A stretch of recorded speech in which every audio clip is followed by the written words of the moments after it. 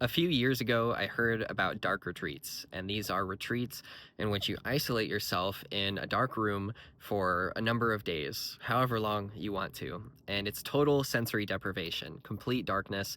You can't even see your hand in front of your face. And I was really interested in doing one of these retreats, so I signed up for one a few years ago, and I did it for 3 days, and then I later on that year did another one for 5 days.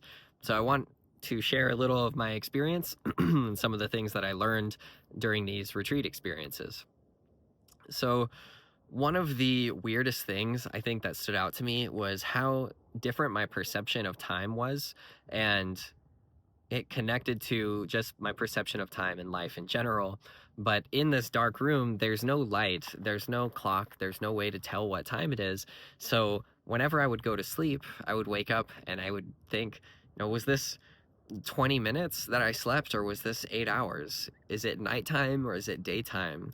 And I just had no sense of what time it was or how long I had been in there. So actually, both retreats that I did, I thought that I was in there a lot longer than I actually was. And I intended to be in there a lot longer than I actually did. So I think the first retreat, I signed up for 11 days and was very ambitious about it. And I ended up doing just 3 days. And the second one, I signed up for 7 days and ended up just doing 5 days. And I want to do another one sometime in the future. And one of the things that really came to my awareness through this is that it's important to really prepare for that experience. When I booked them, it was like several months in advance, and then my life experience changed so much before the actual meditation retreat came that I wasn't really that prepared for either of them. I remember the first one that I joined, I had just gotten into a new relationship, and so I was in this excitement about this new connection and could only think about this girlfriend that I had at the time. So when I was in the dark room, it was kind of hard to settle in to myself for long. I kept thinking about that and kind of thinking, what am I doing here, on and on. And then similar with the 5-day retreat, I wasn't really on my meditation practice that much, and then I just went to this retreat, and I think that affected my experience a lot. I think in hindsight I should have prepared a lot more for them, and in the future would like to, but I still had very deep and profound experiences, and they often fluctuated between feelings of deep, deep peace, like such a slowness and stillness and ease that I hadn't felt, as well as total um, agony, like stress, just inescapable, just being with myself in a dark room for days on end with nothing to distract myself.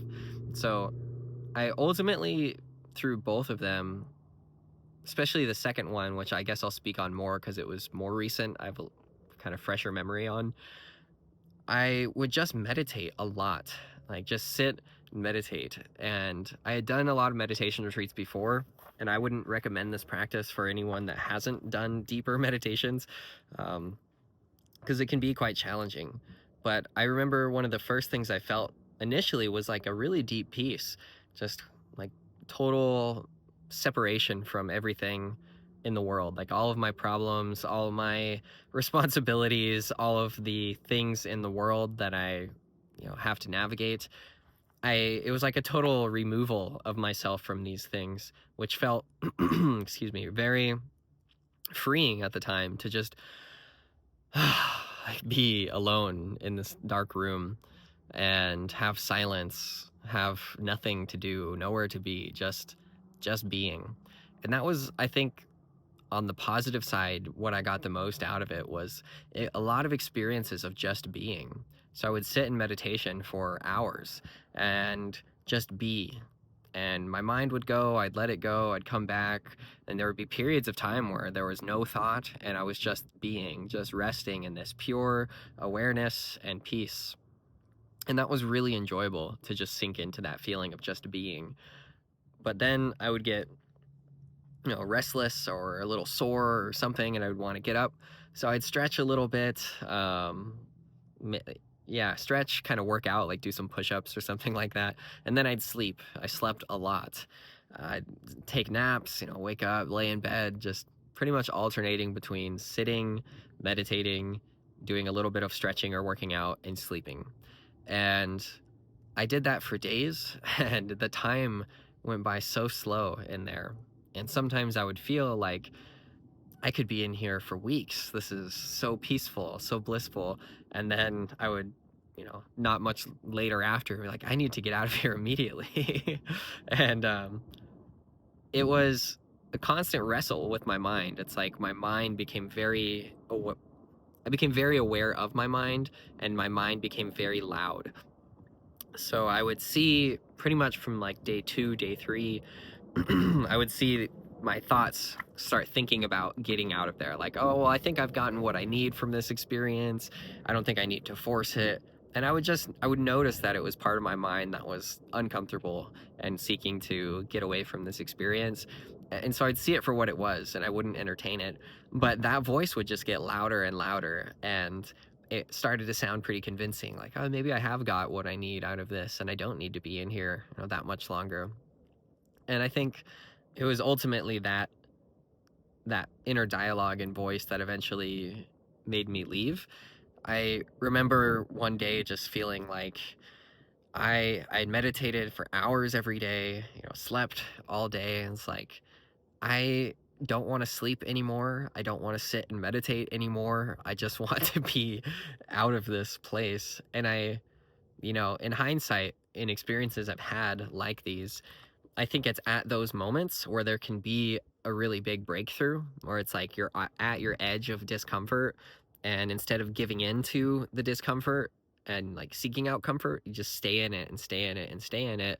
And ultimately, that's when you move out of that comfort zone at a deeper level and have this kind of expanded awareness or this deeper experience. And I had some of those in those times, but I think there was a lot more of a well to tap into in that. But at the same time, I did feel like I was ready. I remember this feeling like I just couldn't take it anymore. Like I couldn't be in this room anymore. I couldn't sleep again. I couldn't meditate any longer. Like I just wanted to stop. And there are several things I would have done differently, or I would do differently if I did it again. I wanted to save money, so I brought all of my own food. There's an option that they could bring you meals, and I think next time I would do that, because not only would they be like warm, wholesome meals, but it'd also create a little bit more structure of time. Like when this meal comes, I know that it's morning or I know that it's night. For me personally, there was no contact, no um, sense of time, and the meals that I was eating were like I did some fasting, and I also ate like almonds and goji berries and like carrots and just like dried fruit and pretty much just snacks that I could have. I just kept inside of a um, cardboard box and would just eat those. And it was, you know, not really nourishing enough, I think.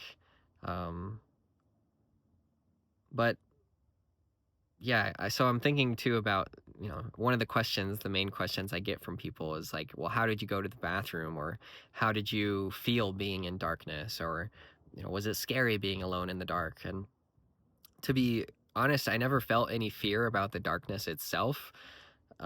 It felt kind of comfortable, actually. It felt like I was in like a cave or inside like a womb or something, like just this like silent, quiet, kind of peaceful space.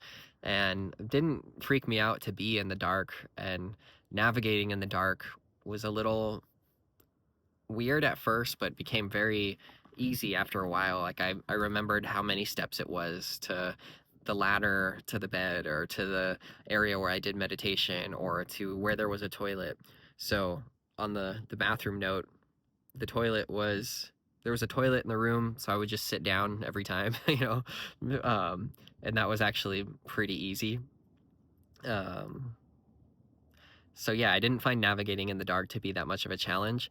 Ultimately, the biggest challenge was my mind, and being able to rest with my mind and relax with my mind and not have like such a restless mind, which again, I would fluctuate at times between really being very peaceful and very easeful and like blissful and like this total nothing to do, nothing in the world happening, just this.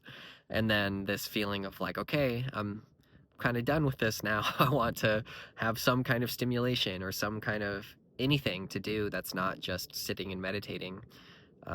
So eventually I did give in to that feeling and that voice earlier than I intended to. And I can't explain the feeling or the gratitude that I had when I left. Like I remember cracking open the door, just like a little crack, and that would just flood the room with light, the tiniest crack. And I kind of let my eyes adjust to that little crack of light for a while before opening it a little more.